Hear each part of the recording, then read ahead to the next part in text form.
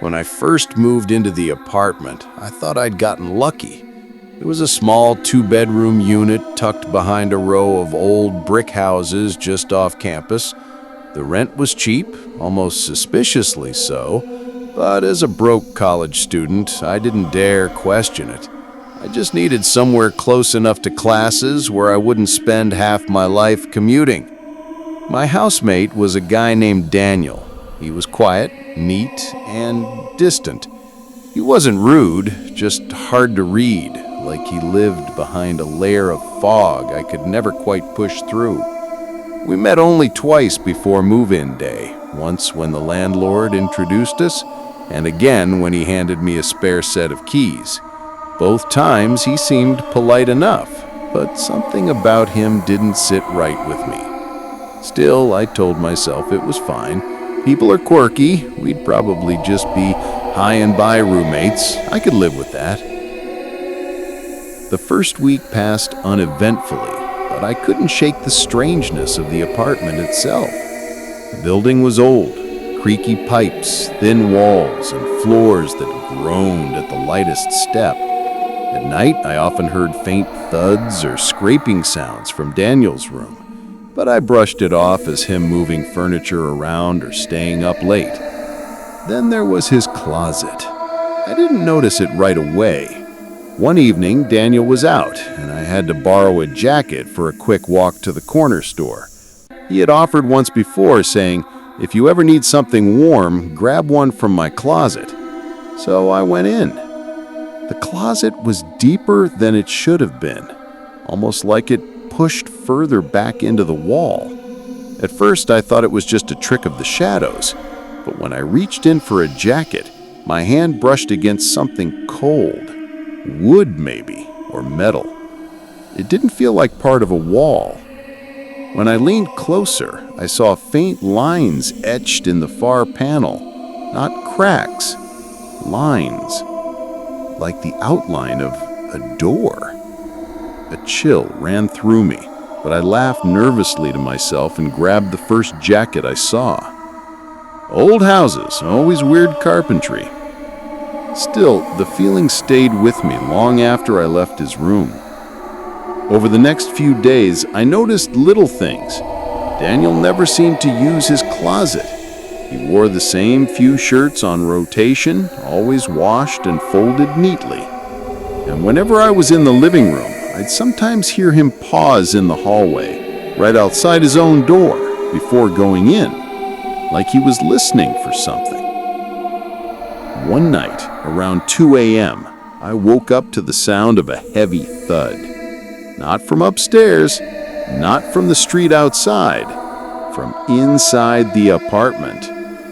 I held my breath, listening. Silence. Then a faint, dragging sound.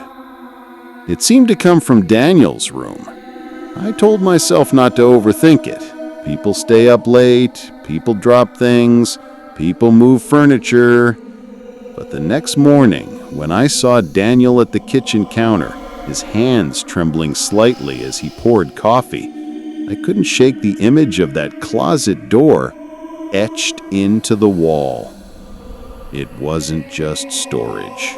I knew it.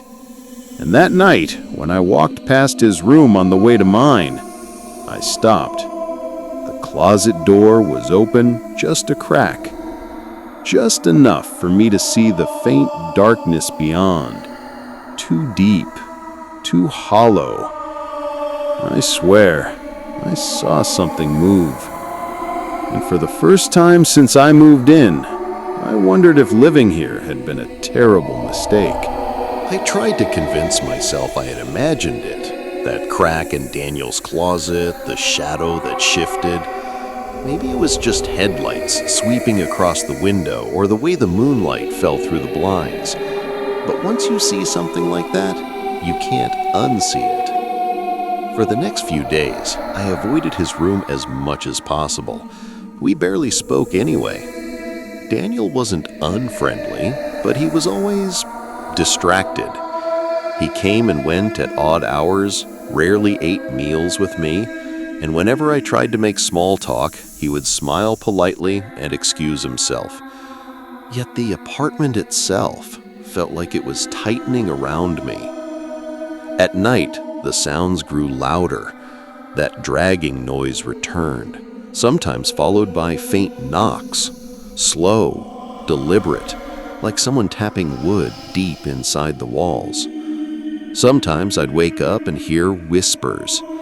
Not words exactly, but the rhythm of speech, muffled, just on the other side of my wall.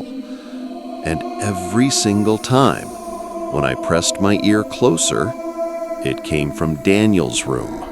I didn't sleep after that night in the tunnel. Every time I shut my eyes, I heard the echoes again. Daniel's voice whispering, the footsteps that weren't mine, the suffocating silence that pressed in like the walls themselves were listening. By morning, I'd almost convinced myself it had been some stress-induced dream. But when I walked into the kitchen, there he was, Daniel, pouring coffee, calm, smiling. "You look tired," he said, just like a roommate making small talk. But something in the way he watched me lingered too long, as if he was waiting to see if I'd say something, as if he already knew. I lied. "Studied late." He nodded, but his smile didn't reach his eyes. From that moment, I couldn't look at him the same way. Every small thing became sinister. The dirt under his nails, the way he always kept his door locked, the faint smell of damp earth clinging to his clothes. And the apartment itself? It felt alive, breathing. Every creak in the floorboards, every sigh in the pipes made me jump. That night, just as I was about to drift off, it started again.